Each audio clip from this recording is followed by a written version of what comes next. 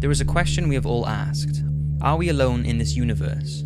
Well, despite our ever-increasing technology and knowledge, we do not have a definitive answer to that question. Now, there are two very strong and popular signs of believed alien life, and that is the WOW signal and the Black Knight, but I have already mentioned those in previous videos, so here are 5 of what people say prove or strongly suggest that we humans are not alone. The link between ancient Egypt and extraterrestrials has long been discussed, and we are all familiar with the speculation about alien intervention when it comes to the Egyptian pyramid design and construction. But whether you believe in that theory or not, there is one thing that people swear shows strong signs aliens did visit Earth during those times: the Egyptian hieroglyphics, which are literary characters in a symbolic alphabetic form of writing, and one of the most interesting discovered hieroglyphics that many say has links with extraterrestrials is the 2,000 to 3,000 year old so-called Abydos helicopter. It was found in an ancient temple that was built by Seti I and his son Ramses II in Abydos, Egypt. Now, looking at it, what's the first thing you can spot?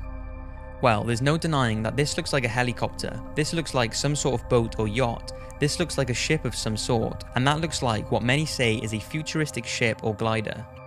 So this was found on a stone slab that was supporting the ceiling.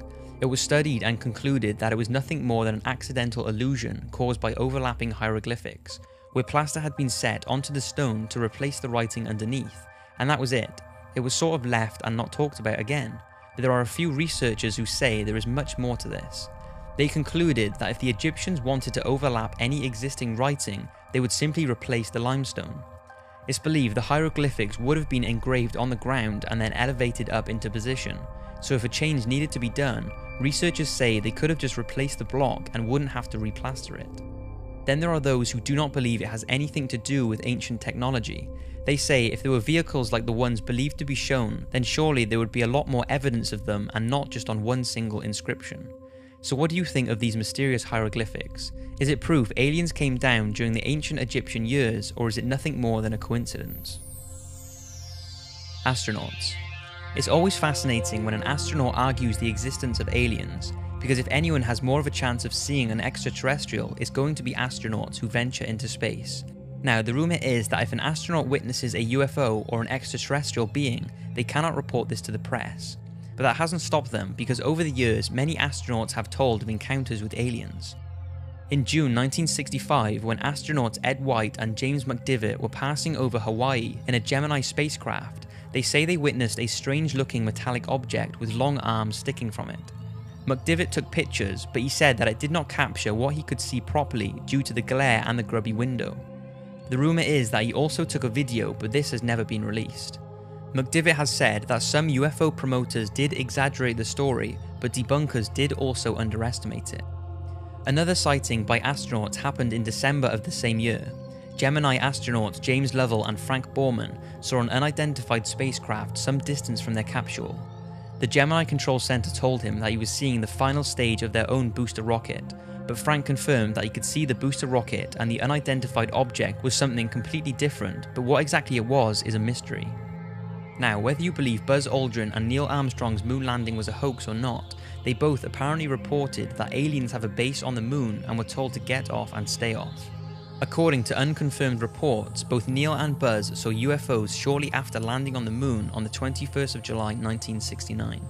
According to former NASA employee Otto Binder, unnamed radio hams with their own VHF receiving facilities that bypassed NASA's broadcasting outlets picked up the following exchanges. What was it? What the hell was it? That's all I want to know. What's there? These babies are huge, sir, enormous. Oh my god, you wouldn't believe it. I'm telling you, there are other spacecraft out there, lined up on the far side of the crater edge. They're on the moon watching us. According to former naval officer and Russian UFO researcher, Neil Armstrong relayed the message to Mission Control that 2 large mysterious objects were watching them after having landed, but the message was censored and never heard by the watching public. NASA's cover-ups. The fact that NASA conceal information from the public has led many to believe that they are aware of the existence of alien life.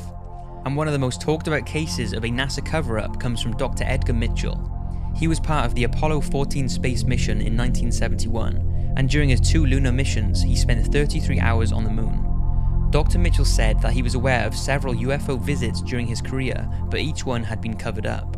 He said that workers at the space agency had described aliens as little people who look strange to us.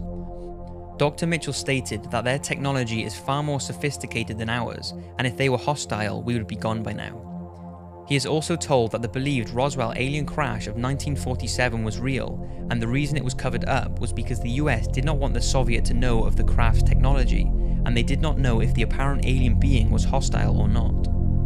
Apparently, officials from NASA have commented on Dr. Mitchell's statements by saying, NASA does not track UFOs and is not involved in any sort of cover-up about alien life on this planet or anywhere in the universe.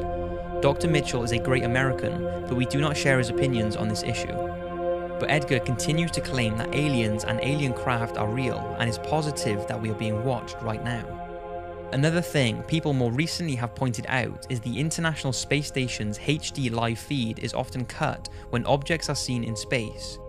In 2014, NASA allegedly cut the live feed coming from the Earth viewing cameras mounted on the space station just when a mysterious UFO appeared to hover over the Earth.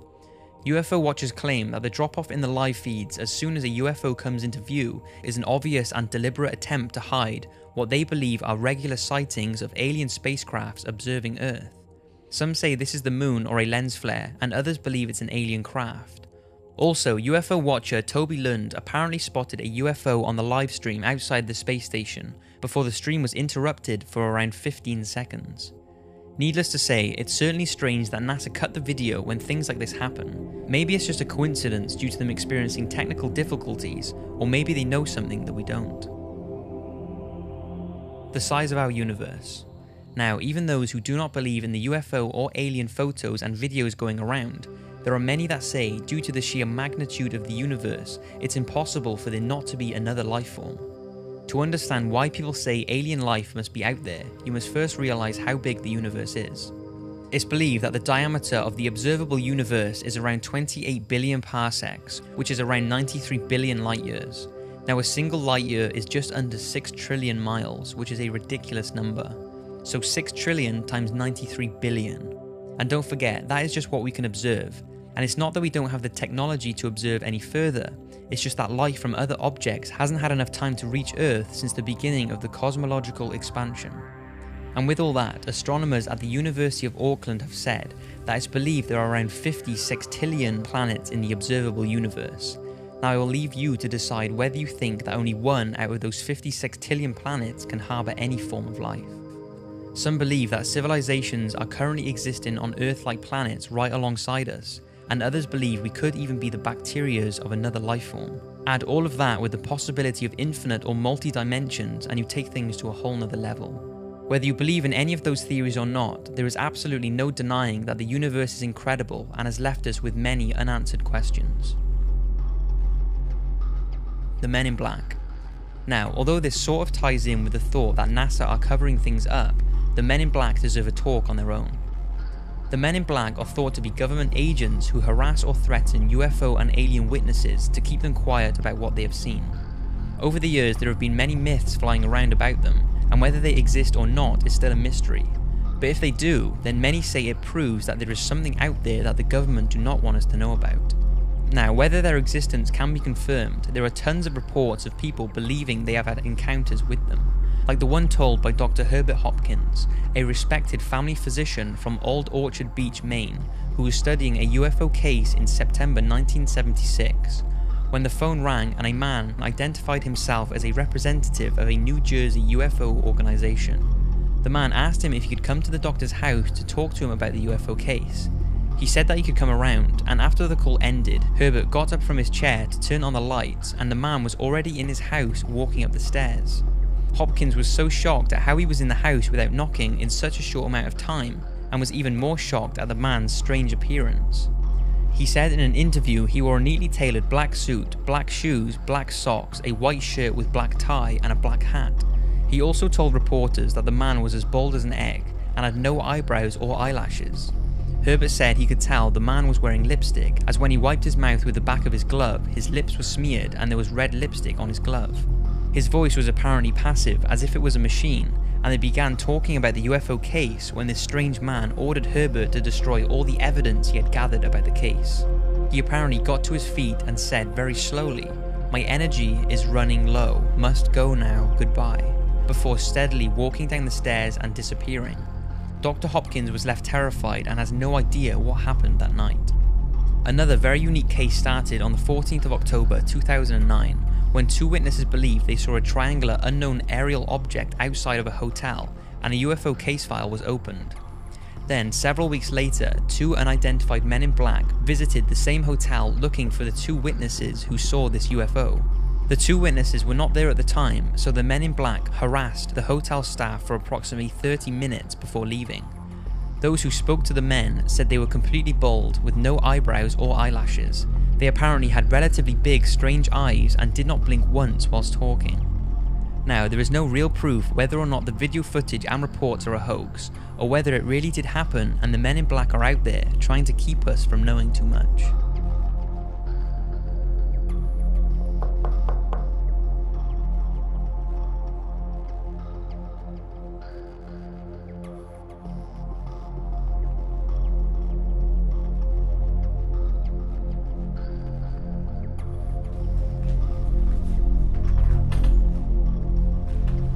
Mind if I come in for a quick chat?